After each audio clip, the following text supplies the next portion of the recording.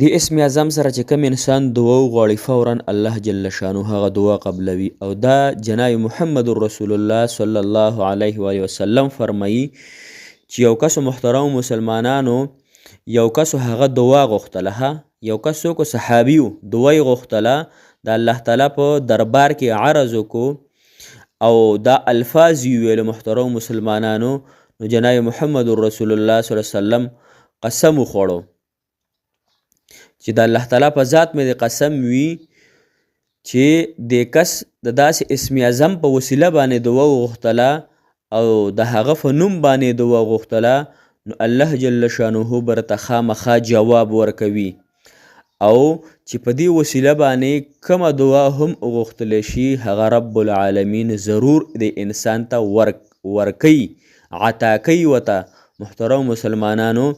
نو راځئ دا اسم اعظم درته ښیمه اسان دی بلکل څه پکې ګران نشته دی 2 منټو کې هر کله چې تاسو دعا غواړئ نو دعا نه مخکې دا څو ټکي ووایئ تاسو انشاءالله او بیا په عاجزۍ سره او ډېر په تقوا سره او په محبت سره او خیر دی که 2-3 اوښکې د سترګو نه وبهېدلې نو ډېره زیاته بهتره به وي ځکه الله جل شانه ته دا اوښکې ډېرې محبوبې دي او حدیث مبارک کې راځي د دې اوښکې په بهېدو باندې الله جل شانه دې سترګه باندې د جهنم اور حراموي نو لهذا د اوښکه چې په کم ځای باندې پرېوځي الله تعالی دغه ته بخشش کوي نو انشاءالله چې دې اسم اعظم سره به الله جل شانه ستاسو حاجت پوره کوي ستاسو مقصد به الله تعالی پوره کوي ستاسو مشکلات په الله جل شانه ختموي او دا د حدیث مبارک نه ثابته وظیفه د محترمو اسې منګړت وظیفه نه ده نو راځئ په دې اسم اعظم باندې د اسم اعظم په وسیله باندې انشاءالله الله تعالی نه دعا وغواړو السلام علیکم ورحمت الله وبرکاته ډېرو محترمو قابل قدر مسلمانان رونو خویندو هغه مسافرو چې بهر ژوند ته کوي هر ملک کې چې دی الله تعالی دې ورته اوږده زندګي د صحت او عافیت والا ورکړي او الله جل شانه ستاسو ډېره خوشحالۍ تاسو ته درکړي ډېرې کامیابۍ درکړي الله تعالی دې ستاسو حاجتونه پوره کړي څونه مسلمانان موږ ته دعاګانو درخواست کړی رب کریم دې د هغوی تمام حاجات پوره کوي انشاءالله مدرسه کې به هم دعاګانې کوو مدرسه به انشاءالله ګل فرس کولاویږي تاسو ته به انشاءالله هر کس ته به انشاءالله د الله د رضا دپاره ختمونه موږ کوو دعاګانې به ورته کوو محترم مسلمانانو نن چې زموږ کومه وظیفه د اسم اعظم دی او دا اسې اخوا دی خو اسم اعظم نه دی دا د وسیلې په دې اسم اعظم باندې چې دعا وغواړئ که نه الله تعالی دا اسم اعظم وسیله کې چې مالک الله د اسم اعظم مې وي الله دې د برکته زما دعا قبوله کړي انشاءالله فورا به الله تعالی ستاسو دعا قبلوي او حضور پاک صلی الله علیه وسلم فرمایي چې یو کس دعا غوښتله او دا اسم اعظم د الفاظ پکې وي رسول الله مبارک صلی الله علیه وسلم وفرمیل چې په الله تعالی قسم چې کوم انسان د اسم اعظم سره دعا وغواړي هغه الله جل شانه قبلوي عطا کوي ورته اسم اعظم آسان دی محترم مسلمانانو ای الله زستانه د خپل حاجت دعا غواړم اللهم انی اسألک یا الله زستانه سوال کوم ستانه زه دعا غواړم ستا ته زه وسیله کومه ده او ستا ګواهي زه ورکوم چې ته هغه الله چې ستانه سوا څوک معبود نشته دی صحیح شوه ته یوازې ذات ته بېنیازه ذات یې نه تا نه څوک پیدا دي نه ته د چا نه فایده مالک الله او ته زموږ په سر باندې وي نو انشاءالله محترمو دې کې الله تعالی هغه برکات دلی دي نو انشاءالله تاسو ورته غوږ شئ د اسم اعظم ته ګورئ اللهم انی اسألک بانی اشهد انک انت الله لا اله الا انت الاحد الصمد الذي لم يلد ولم يولد ولم يكن له كفوا احد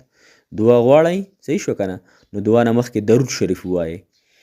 ګوره طریقه کار احسان دا هم دی لومبی 2 رکعته صلات حاجت مونځ وکئ صحیح شوه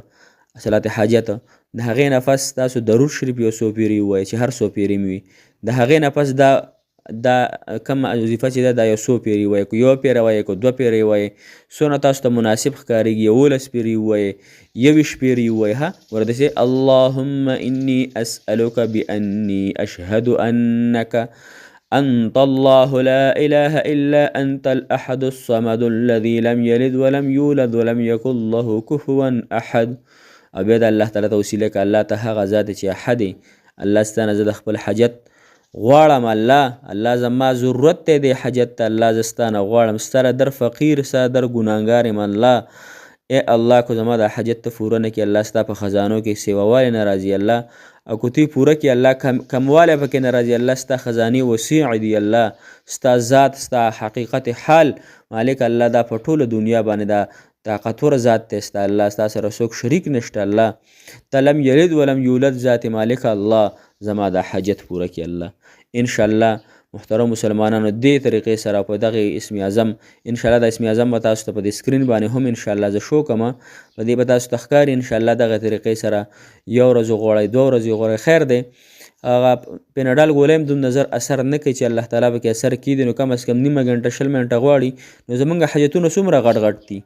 زموږ حاجت څومره غټ وي نو هغه عمره موږ له محنت پکار دی که نه هغه عمره موږ ته د الله تعالی نه غوښتل فکار دي که نه داسې خو نه دي چې بس 2 رکعاته نفلو سره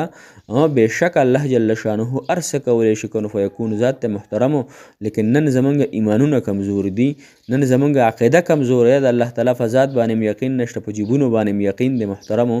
د الله تعالی په ذات باندې زموږ یقین نشته نن په پیسو باندې زموږ یقین دی محترمو نو ګوره څنګه چې د الله تعالی شان دی نو د هغې شان موافق دغه رنګي وظیفې هم کول پکار دی او د الله تعالی نه غوښتل هم پکار دي لهذا انشاءالله دغه طریقې سره تاسو د وظیفه وکئ او موږ ته هم دعاګانې کوئ موږ به تاسو ته دعاګانې کوو ځکه تاسو ما نه پیژنئ زه تاسو نه پیژنم زموږ د راټودل د اورېدل د الله تعالی د رضا دپاره دي نو الله جل شانه یې د خپل رضا مطابق وګرځولی کي او زما او ستاسو د الله جل شانه کامل مغفرت نصیب کي او د ټولو مؤمنانو مسلمانانو د الله جل شانه کامل مغفرت نصیب کي انشاءالله را روانه او پښتو کې به وظیفې کې به ملاقات کیږي انشاءالله موږ سره اوسئ او انشاءالله موږ ته دعاګانې کوو جزاک الله خیره احسن الجزا فی الدنیا والآخره